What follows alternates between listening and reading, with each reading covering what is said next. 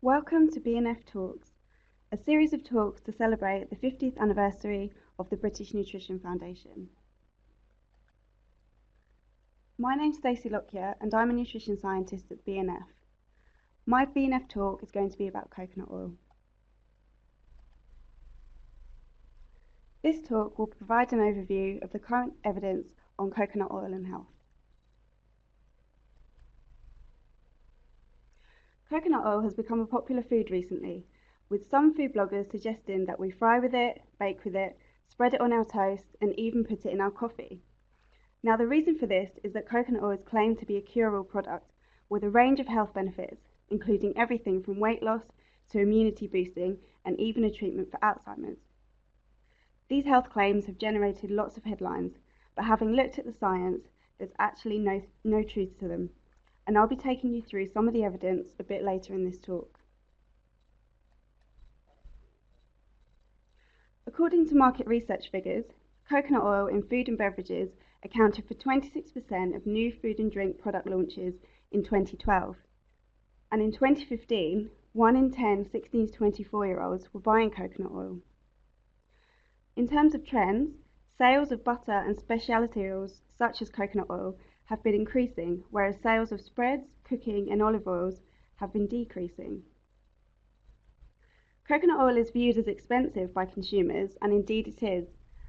I had a look at supermarket own brand products, and virgin coconut oil was priced at £1.32 per 100ml, with branded products costing even more, whereas supermarket own brand vegetable oil, which is normally rapeseed oil, was priced at just 12 pence per 100ml.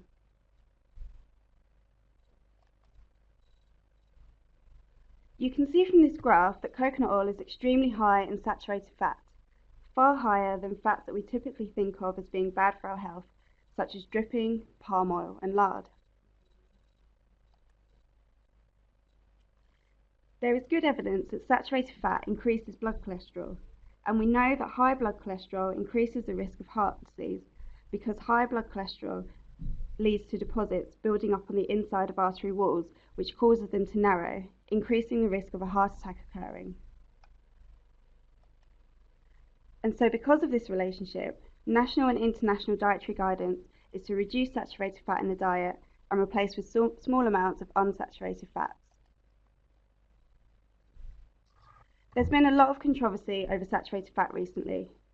This is because some meta-analysis of observational studies have found no significant association between saturated fat intake and CVD in large populations, and this has led to debate about the current recommendations to limit intake. There was also a particular report that sparked lots of headlines, which argued that saturated fat does not cause heart disease and that people should be encouraged to eat more fat. This particular report was an opinion piece, not a scientific literature review, and you can read our response to it in an article in our journal, Nutrition Bulletin. What's really important here is to look at evidence from randomised control trials, as this is the most robust type of scientific evidence. So in 2015, a Cochrane review was published. This is a type of systematic review which uses the strongest methodology to capture the totality of the scientific evidence relating to a particular research question, and also grades the evidence in terms of quality. So this review looked at all the RCTs that involved a reduction in saturated fat in the diet that were at least 2 years in duration. It included 15 studies with a total of 59,000 subjects. And overall, there was a 17% reduction in cardiovascular events, such as heart attacks, and a 27% reduction in cardiovascular events in studies in which saturated fat was replaced in the diet with polyunsaturated fat. Now, at the moment, there aren't as many studies in which saturated fat in the diet is replaced with monounsaturated fat, but the ones that there are suggest that this is also beneficial.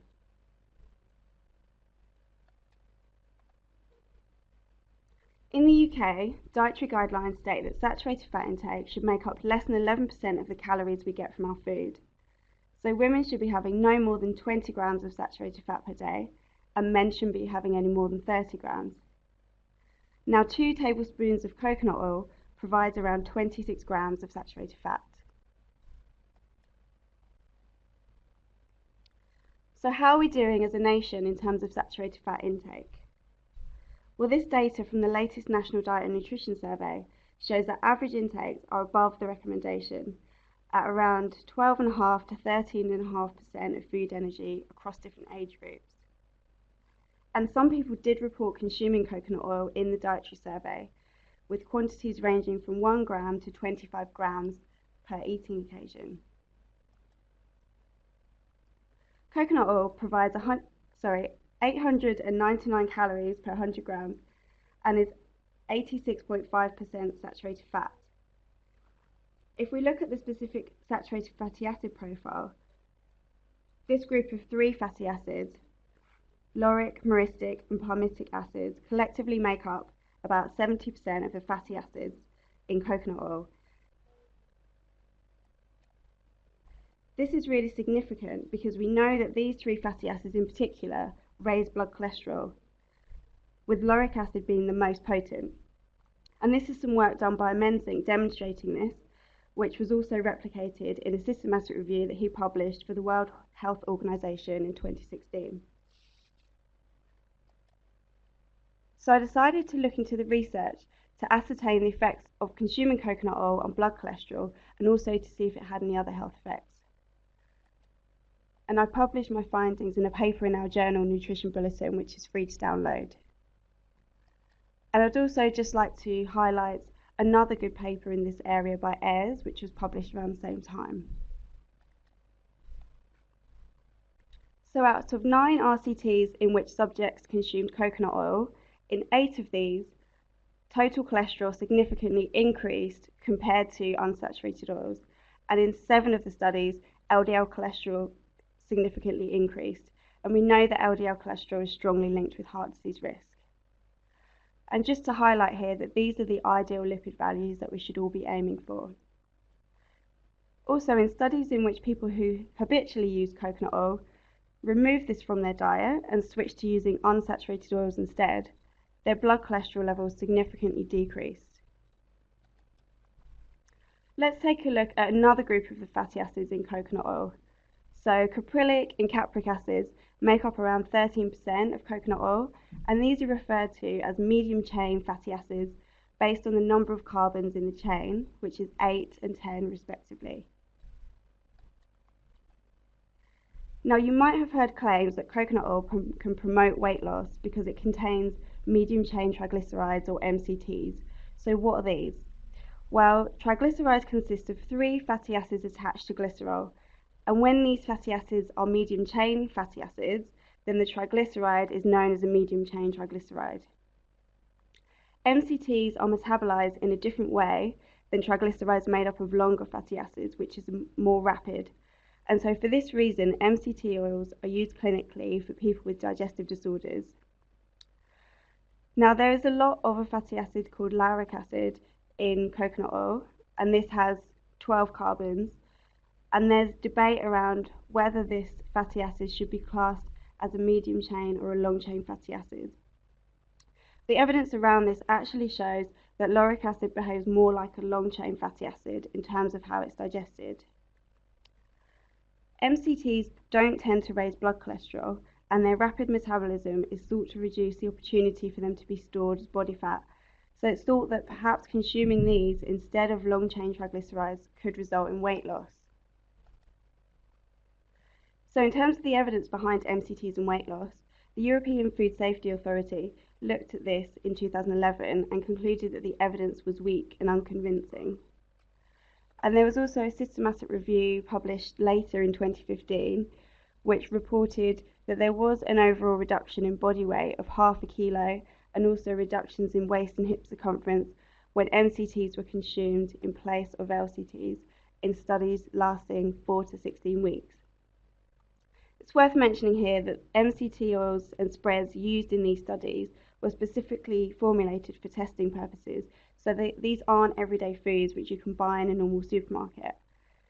And secondly, just to put these results into context, weight loss of 0.5 kilo over 4 to 16 weeks actually isn't a great deal, especially when you consider, for example, the NHS 12-week weight loss plan, which is a healthy eating plan to reduce overall calorie consumption and also uses increasing physical activity.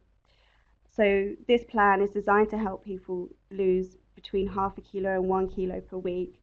So that would be 6 to 12 kilos in total of weight loss by comparison. So going back to coconut oil, less than 4% of the triglycerides in coconut oil are actually medium chain triglycerides. Therefore, any evidence relating to MCTs cannot be extrapolated to coconut oil. There are a small number of studies which have shown modest reductions in waist circumference after consuming coconut oil, but these studies didn't find any significant changes in weight or BMI. And importantly, these studies are all flawed in various ways.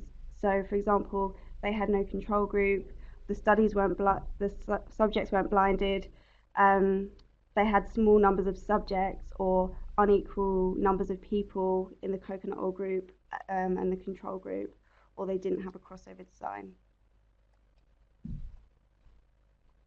So when we're thinking about energy balance, we know that gram for gram, fat contains twice as many calories as protein and carbohydrate.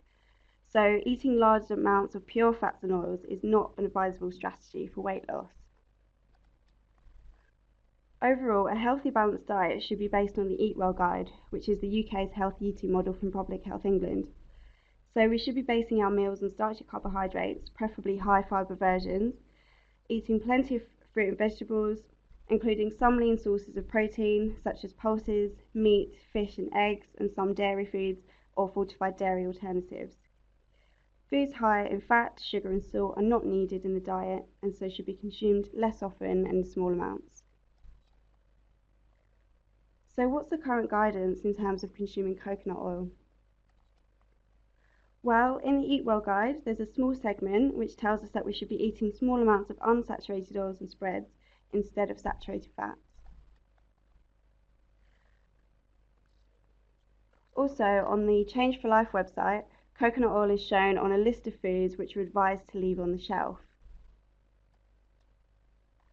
And finally, the British Heart Foundation have said if you like the taste of coconut oil, then as with butter, it's fine to use every now and then, but it's best to restrict yourself to small amounts of unsaturated oils as an everyday choice instead.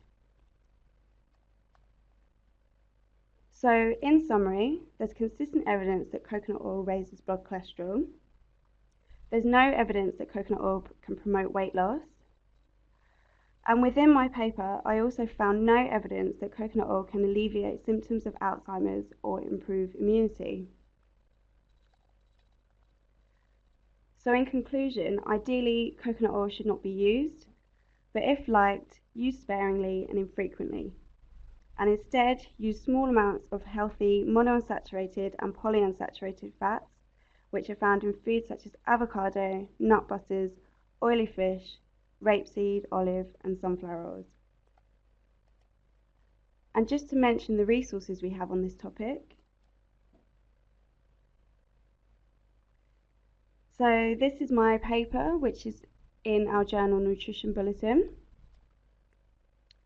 We also produce an article for Healthy Food Guide magazine. And finally, we have an FAQ document which you can download free from our website. And these are my references.